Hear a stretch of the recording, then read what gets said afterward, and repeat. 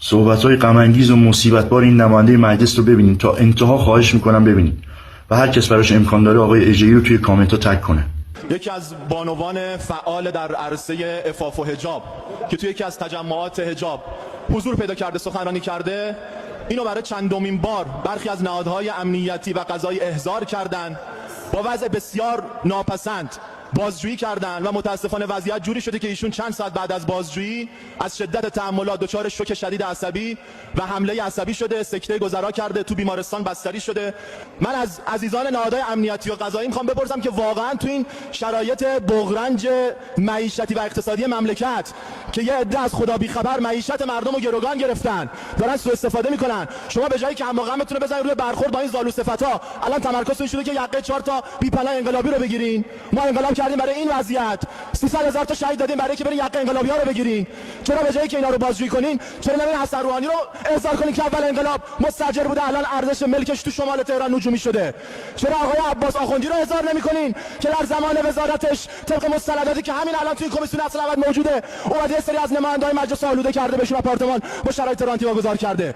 چرا آقای علی انصاری رو احضار نمی‌کنین که به رغم اینکه ادعا می‌کنین که آقا میایم به ده انباشته و زیان انباشته بانک آینده رو با اموالش تصفیه می‌کنیم، تکلیف اون تورمی که به مردم تحمیل کرده، سفره مردم کوچیک کرده، تکلیف اینو کی میخواد الان مشخص کنه؟ آقایون امنیتی قضایی، بابا الان 6 ماه هنوز از جنگ نگذشته، همرزمای شما، همسنگرای شما یه تعداد قابل توجهشون شهید شدن.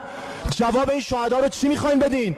این چه وضعیه برای مملکت درست کردین؟ بله، در خصوص آقای عباس آخوندی مجلس ادوار من عرض کردم، یک اقلیتی رو اومده آلوده کرده، چون قوه قضا، چون نهادهای امنیتی به پرونده اون اقلیت رسیدگی نمیکنن. الان همه ما در مزان اتهام قرار گرفتیم، مردم به اشتباه فکر میکنن همه نمایندگان مجلس خونه نکرده دستکجن. بیا اینا رو رسیدگی کن آقای قوه قضاییه، آقای نهاد امنیتی، اینه مسئله که باید دنبال کنی. بیا بررسی کن ببینی ارزی که دولت داده صرف نهادهای دامی شده، صرف کالاهای اساسی شده، یا صرف ورود کالاهای لوکس و فلان موبایل و فلان قطعه خودروساز لوکس شده. اینه درد مردم. آقا این کشتی که ما توش نشستیم اگر سوراخ شد، خدای نکرده، اگر تعلل کردین، اگر کوتاهی کردین، خدای متعال با هیچ کس عقد و اخوت نبسته، سنت خدا بر خود ما جاری میشه. چرا فکر میکنین که چون مملکت امام زمانه پس هر بلایی سر مردم بیارین هیچ اتفاقی نمیفته؟ بیدار شین. مگه وضع مردم رو نمیبینین؟ مگه وضع معیشت رو نمیبینین؟ به جایی که برین گردن کلفته و گندلاتای اقتصادی رو بگیرین، افتادین به جون 4 تا جریان انقلابی. اینه توصیه رهبری، اینه تبعیت از عملیات رهبری. 4 نفرم که حرف میزنن برچسب بهشون میزنین، میخواین صدای حق اونا رو هم خفه کنین.